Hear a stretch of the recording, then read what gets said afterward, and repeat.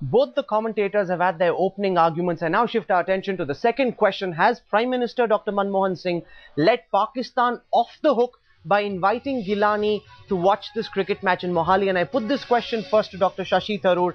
The Indian Home Minister 10 months ago asked for voice samples. There was an inquiry commission which was to go to Pakistan. The probe on the 2611 investigation is going nowhere. Former Foreign Secretary Kamal Sibal has come out and said that this is something the Prime Minister shouldn't have done because we've let Pakistan off the hook. Would you agree, Dr. Tharoor? I don't agree, Rahul, because I don't think they were on the hook in the first place. I think that's exactly the problem. We had made certain demands, which I certainly agree are completely reasonable demands, but not only had Pakistan not complied, but our policy of not talking was not giving us any leverage in fulfilling those demands. So the time had clearly come for us to try something else, and the something else is indeed initiating a process of dialogue across the board that will give us an opportunity to start really talking on the issues that divide us. If we can make progress in some areas, we might be able to make progress in others as well. So the Prime Minister's decision was, I think, a recognition that Pakistan indeed is not on the hook. It is simply sitting back and not really working with us on these issues, and that for a big country like ours with far larger and more important development issues and other concerns at home, that a policy of not talking was not a policy. So we've decided, I think the Prime Minister may have used the cricket match to accelerate the process slightly, because otherwise the Home Secretaries would have met, the Foreign Secretaries would have met, Ministers would have met, and finally perhaps the Prime Ministers would have met. But the timing of the World Cup meant that the Prime Ministers are meeting much sooner.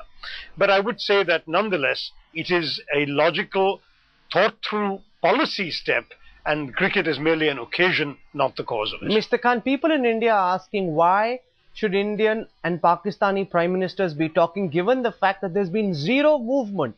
I interviewed the Home Minister recently. He said there hasn't been any movement on 2611. The Home Secretary said the same thing. Voice samples haven't been given. They're saying that, Pakistan keeps doing these things. There is no forward movement on investigations, and yet our Prime Minister goes and extends this hand of friendship. Mr. Khan. Let me put it this way. I think you can have any number of senior civil servants, of which I was one, talking to each other and not achieving very much. You need a political direction from the top.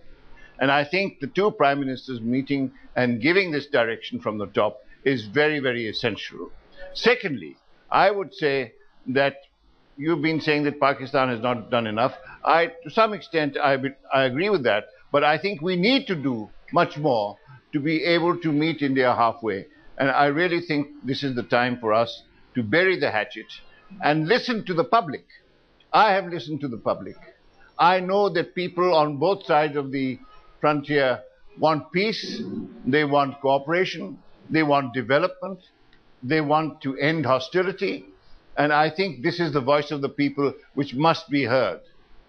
There's also a sense, Mr. Khan, that what's the mandate that the Prime Minister, Mr. Gilani, comes with? And if we had to call somebody, maybe the ISI chief or the army chief too could have been invited as part of the entourage, because they're the real decision makers in Pakistan. And if there is to be peace, it can't happen without the army agreeing that there be peace. So does the Prime Minister come with a mandate that allows him to talk peace and move in that direction as well?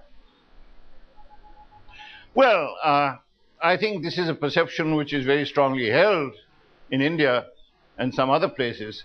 But I do believe that Prime Minister, being the head of the government, has a mandate, and he has been saying that we want several times, not only in Thimphu, in Sharm el-Sheikh, etc.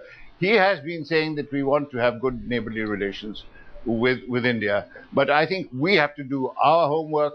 India has to come and meet us halfway. It has to be the elder brother and the magnanimous party in this whole syndrome.